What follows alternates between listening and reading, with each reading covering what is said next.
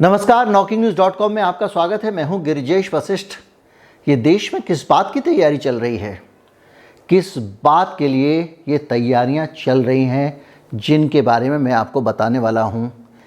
क्या धीरे धीरे करके ऐसी तैयारियां की जा रही हैं जिसमें भविष्य का अगर कोई तानाशाह इस देश में कदम जमाए तो उसके लिए हालात बहुत मुफीद हों, वो आसानी से इस देश में तानाशाही कायम कर सके।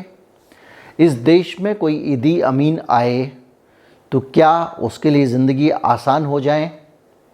क्या इस देश में कोई और तानाशाह आसानी से आपकी गर्दन पकड़ सके? क्या लोकतंत्र के लिए संघर्ष करने वालों के विद्रोह को दबाने का इंतज़ाम किया जा रहा है?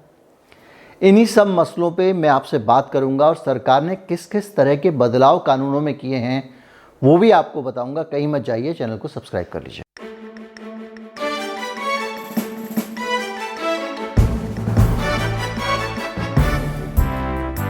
अगर आप चाहते हैं कि दमदार खबरों का ये सिलसिला इसी तरह चलता रहे तो इसके लिए ज़रूरी है कि आप, अगर आपके पास अतिरिक्त पैसे हैं तो कुछ भुगतान करें।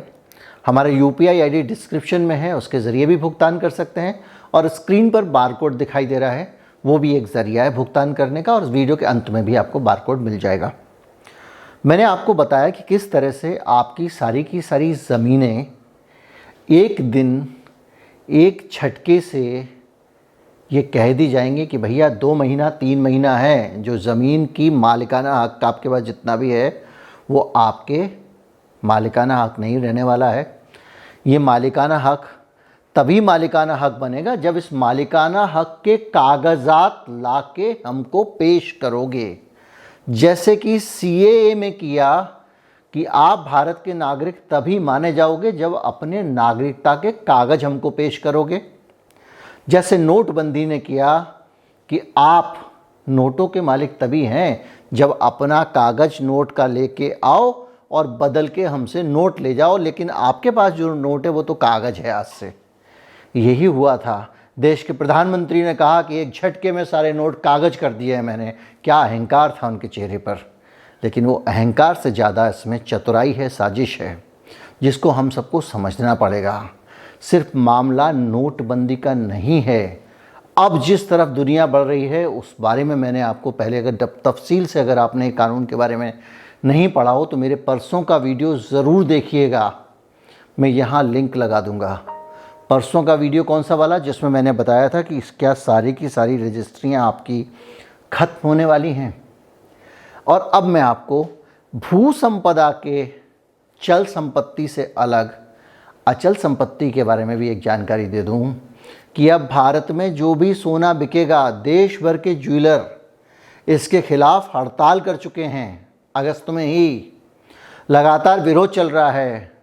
अब जो भी सोना आप खरीदेंगे 5 ग्राम, 10 ग्राम, 20 ग्राम, उस सोने को खरीदने के साथ ही आपको आपकी एक यूनिक ID है जिसको कहते हैं आधार कार्ड, उसमें दर्ज कराना पड़ेगा।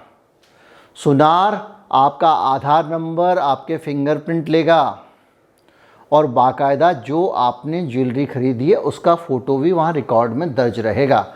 यानी आपकी सारी की सारी संपत्ति पे स्टेट का पूरा कंट्रोल रहेगा। कुछ लोग मेरे कल मकान वाले वीडियो पे कमेंट लिख रहे थे कि इसे तो साहब उन लोगों के लिए है जिनके पास काला धन है, जिनके पास बहुत सारे मकान हैं, बहुत सारी चीज़ें, हमें डरने की ज़रूरत क्या है।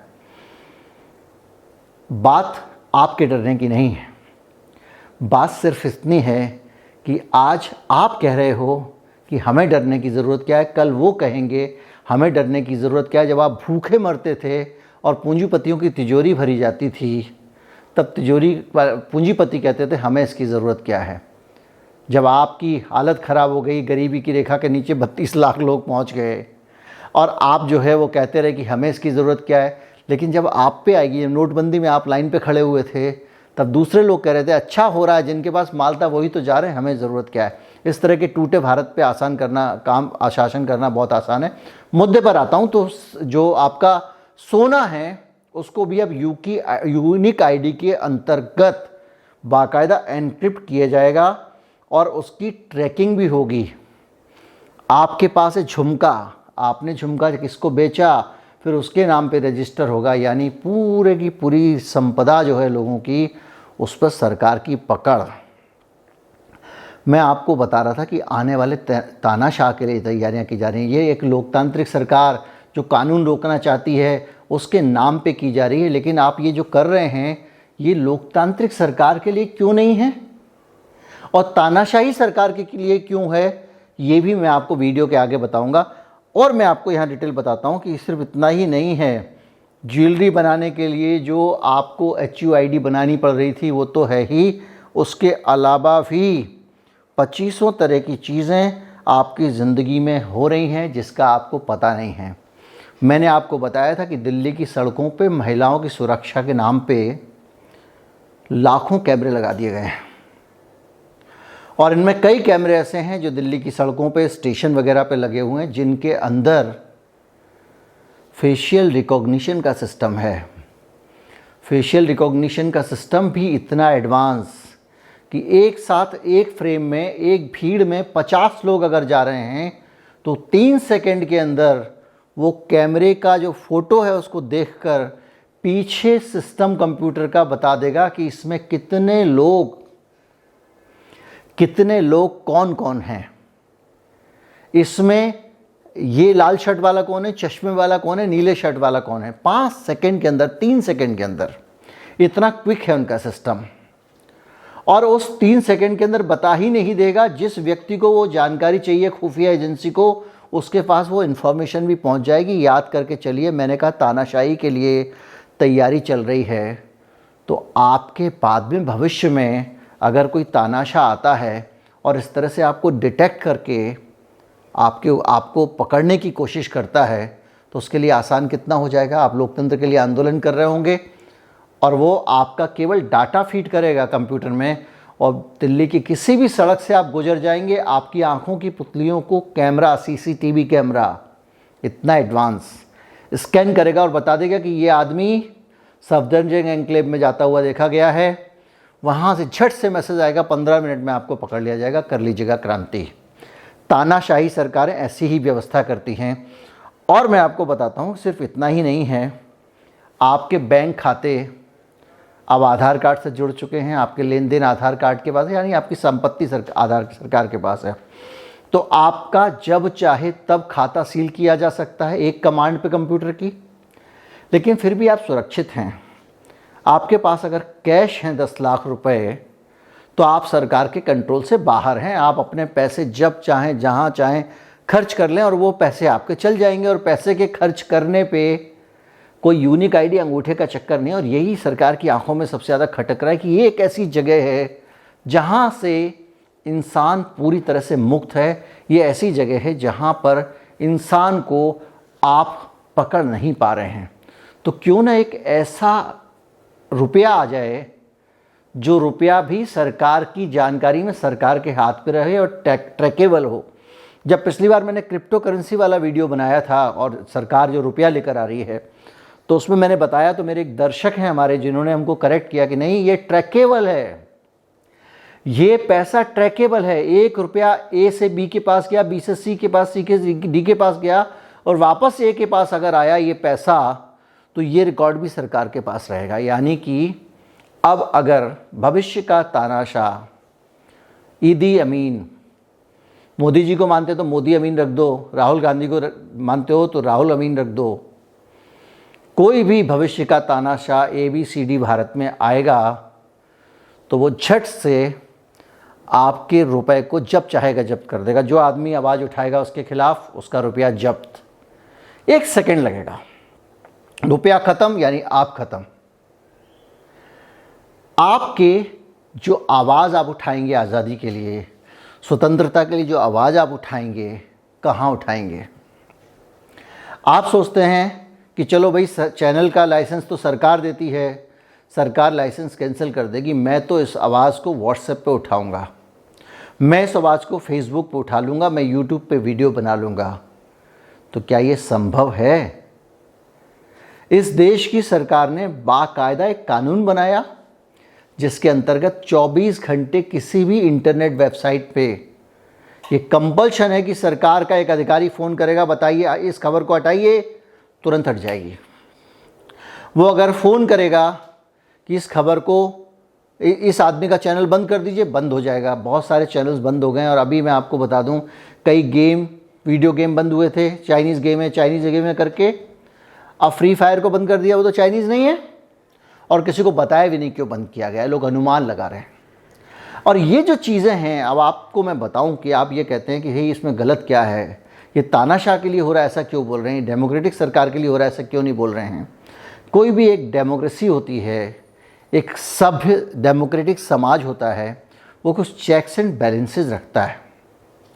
सरकार अगर चैनल बंद करा सकती है, किसी वीडियो को उड़वा सकती है, और ये अधिकार अगर सरकार के पास में, तो ये अधिकार कुछ कर्तव्यों के साथ आता है। जब आप कोई कानून बनाएंगे तो उसमें आपको स्पेसिफाई करना पड़ेगा कि इन परिस्थितियों में ही आप किसी आदमी का रुपया दर्ज कर सकते हैं, जब्त कर सकते हैं। इन परिस्थितियों में ही आप उसके सोने को जब्त कर सकते हैं। इन परिस्थितियों में आप उसकी प्रॉपर्टी का UPI ID ब्लॉक कर सकते हैं, और इन परिस्थितियों में ही आप खबर हटवा सकते हैं। ऐसा नहीं कि जब मर्जी आया आपके मैं आपको बताऊं, जब मैं काम करता था आज तक में, तो एक नोटिस आया। उस नोटिस में ये लिखा हुआ था, ये जो हमारे एक विधायक हैं आम आदमी पार्टी के, उन्होंने एक भाषण दिया और उस भाषण में उन्होंने कहा हरामखोर मोदी सरकार, ये शब्द थे उनके। आ गया सूचना मंत्रालय से नोटिस कि ये देश के प्रधानमंत्री के बारे में अपमान है। अब वो नोटिस घूम के मेरे पास भेजा गया लीगल डिपार्टमेंट से कि आप आंसर कीजिए। तो मैंने लीगल डिपार्टमेंट से कहा भाई देख लीजिए, मेरा आंसर तो बहुत कठोर होने वाला है। उन्होंने कहा ठीक है, आपको जो देना है वो आप उत्तर दीजिए, हम उनको भेज देंगे। तो मैंने उसका उत्तर लिखा कि देश के प्रधानमंत्री की अवमानना का कोई नियम भारत में नहीं है। राष्ट्रपति की अवमानना होती है, संसद की होती है, राज्यपाल की होती है और न्यायपालिका की होती है। प्रधानमंत्री की अवमानना नहीं होती, ऐसा कोई प्रावधान नहीं है, पहली चीज़। दूसरा, मैंने उसमें ये लिखा कि इन्होंने हरामखोर मोदी सरकार कहा है, कि इंस्टीट्यूशंस के बारे में कहा है, व्यक्ति के बारे में नहीं कहा, इसलिए ये मानहानि का मुकदमा भी नहीं बनता है। और उसके बाद में जब हमने जवाब भेजा तो एक अलग बात है कि आईएनबी मिनिस्ट्री जवाब नहीं आया, लेकिन आप वहाँ मंत्रालय में बैठे हुए लोगों का सोच देखिए क्या है, समझ देखिए क्या है। वो सोच और वो समझ ये बताती है कि किसी भी एक विम्स के ऊपर अगर सरकार किसी भी बड़े से बड़े फैसले को ले लेगी तो उसके लिए कुछ नियम होने चाहिए कि भैया ये कानून है और ये कानून कहता है कि आप ऐसा होगा तभी ऐसा कर सकते हैं। जैसे इमरजेंसी लगाने के लिए एक बना हुआ है ना, अभी तक हमारे संविधान में बहुत चेक्स एंड बैलेंसेस है। अब क्या हो गया है कि वो चेक्स एंड, आप नया कानून बना रहे हैं और एक तरफा कानून बना रहे हैं, उसमें नागरिक हितों का ध्यान ही नहीं रखा जा रहा है। तो ये जो चीज़ है ये बताती है कि इस तरह के कानून आप तानाशाहों की सुविधा के लिए बना रहे हैं, डेमोक्रेसी के लिए नहीं बना रहे हैं। क्योंकि डेमोक्रेसी लोगों की होती है और लोगों के अधिकार बहुत सुरक्षित होते हैं। पेगासस का उदाहरण आपने पिछले दिनों देखा होगा, किस तरह से सरकार ने गैर कानूनी तरीके से एक के साथ एक फ्री में बगैर रिकॉर्ड पे दिखाए इतना खतरनाक जासूसी सॉफ्टवेयर ले लिया। आपको याद होगा एक बुजुर्ग आदमी के बारे में मैंने आपको वीडियो बनाया था और बताया था कि जो अल्जाइमर से पीड़ित हैं, जो ठीक से मग नहीं पकड़ पाते हैं पानी पीने के लिए, उनका हाथ कांपता रहता है, तो उनको एक सिपर चाहिए था जिससे कि वो पानी पी सकें। उस सिपर के लिए उस आदमी को अदालती लड़ाई लड़नी पड़ी थी और फादर इस मुकदमे में जेल में थे। वो मुकदमा प्रधानमंत्री की हत्या की साजिश का मुकदमा था और उस मुकदमे से जुड़े हुए जो दस्तावेज मीडिया में छपे थे उसके मुताबिक एक कागज़ था जिसमें एक कंप्यूटर प्रिंटआउट था जिसमें ये कहा गया था कि हम प्रधानमंत्री की हत्या कर दें तो कैसा रहेगा। और उसमें कई लोगों को, वो खाली वही नहीं थे और बहुत सारे लोग थे जिनको जेल भेजा गया। और बाद में खबर आई कि वो कागज़ जिस सबूत, कंप्यूटर के सबूत के आधार पर कि इस कंप्यूटर में फला तारीख को ये कागज़ टाइप किया गया था, मतलब इन्होंने साजिश की है। पहले ये साजिश कर रहे थे, बाद में पता चला कि पेगासस के ज़रिए उस कंप्यूटर को हैक करके वो कागज़ उसके अंदर प्लांट कर दिया गया था। ये रिकॉर्ड पे, मैं मन से नहीं कह रहा हूँ, इंडियन एक्सप्रेस में छप चुका है। उसको प्लांट कर दिया गया था कागज़ को उस कंप्यूटर के अंदर बैकडेट में। और प्लान करने के बाद में इन लोगों को साजिश में फंसा दिया, जिसमें उस आदमी ने इसको भोगा। अभी बहुत सारे लोग वहाँ पर अंदर झेल रहे हैं और उनको अर्बन नक्सल कह के बदनाम किया गया। तो जब इस तरह की साजिश डेमोक्रेसी में हो सकती है, पेगासस जैसे सॉफ्टवेयर सरकारें खरीद सकती हैं, तो भविष्य में कोई तानाशाह अगर सरकार में आया तो कल्पना कीजिए कि इससे उसको कितनी सहूलियत हो जाएगी। मैं भविष्य की बात बार बार इसलिए कह रहा हूँ ताकि कोई ये ना कहे कि मैं ये कह रहा हूँ कि मोदी जी अपने तानाशाह बनने की तैयारी कर रहे हैं। ये मैं आप पे छोड़ता हूँ, अगर आपको लगता है कि वो ऐसा कर रहे होंगे तो वो करें। हालांकि मुझे लगता है कि इस देश में अभी भी इतना सब करने के बावजूद मुमकिन नहीं है कि कोई आदमी तानाशाही कायम कर ले, किसी की इतनी हिम्मत नहीं है। इसके अलावा आपकी हेल्थ आईडी है और खेतों और कृषि का भी पूरा डाटा इकट्ठा किया जा रहा था, जिसको इस्तेमाल किया जाना था कॉरपोरेट के लिए। कृषि कानून आने के बाद जिससे ये रेगुलेट किया जा सके कि इस वक्त देश में, जैसे इस साल मान लीजिए बहुत सारी सरसों हो रही है, तेल सस्ता हो जाएगा, तो कैसे इसके दाम को कंट्रोल करने के लिए हम सरसों की खेती को कंट्रोल करें और गेहूं की खेती ज़्यादा कर लें।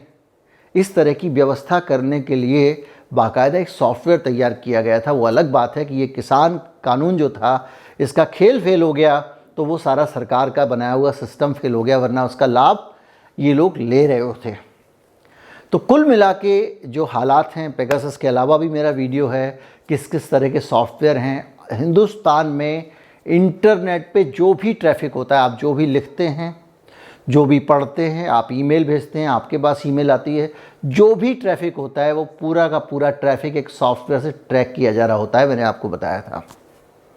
इस तरह के बहुत सारे इंतज़ाम हैं और ये सारे के सारे इंतज़ाम अफसोस, दुर्भाग्य, बदनसीबी एक तरफ हैं, ये चेक्स एंड बैलेंसेस के साथ नहीं हैं। जो चेक्स एंड बैलेंसेस हैं, जैसे प्राइवेसी के कानून हैं, निजता का अधिकार है, जिसको 9 सदस्यों की बेंच ने सुनिश्चित किया सुप्रीम कोर्ट की, वो सारी की सारी चीज़ें हैं। लेकिन फिर भी जो नए कानून बन रहे हैं उन कानूनों में संविधान की मूल आत्मा का ध्यान रख के चेक्स एंड बैलेंसेस होने चाहिए, वो दिखाई नहीं दे रहे हैं। इसीलिए मैंने आपको कहा कि ये कानून ऐसा लग रहा है कि किसी तानाशाह को मजबूत करने के लिए तैयार किए जा रहे हैं। ईश्वर ना करे कि कोई तानाशाह इस देश में रहे, ईश्वर ना करे कि ऐसे लोग कभी भी ताकतवर हों। लेकिन जो भी है, हमको एक सभ्य देश होने के नाते अपने समाज में, अपने देश में कुछ चेक्स एंड बैलेंसेस रखने चाहिए, प्रेशर वाल्व रखना ही चाहिए। जब आप अपने बहुत सगे दोस्त के साथ भी पार्टनरशिप करते हैं तो आप एक अच्छी पार्टनरशिप डीड बनवा लेते हैं, ताकि कल के दिन किसी की नीयत बदल जाए तो वो अमानत में खयानत ना कर सके। लोकतंत्र में सरकार के पास जनता की अमानत है। इस देश की सरकार जनता की अमानत है जो नेताओं को दी है, और अगर ये कागज़ पत्री में सब स्ट्रांग होगा तो वो खयानत नहीं कर पाएंगे। यही मैं चाहता हूँ। उम्मीद करता हूँ वीडियो आपको अच्छा लगा होगा। अच्छा लगा हो ज़्यादा से ज़्यादा लोगों तक पहुँचाएं, चैनल को सब्सक्राइब कर लें। कुछ वक्त 5 मिनट, मुझे 5 मिनट दे दीजिए। 5 मिनट कम से कम मुझ पर खर्च करें, 5 मिनट देकर मेरे वीडियो शेयर करें। नमस्कार, जय हिंद।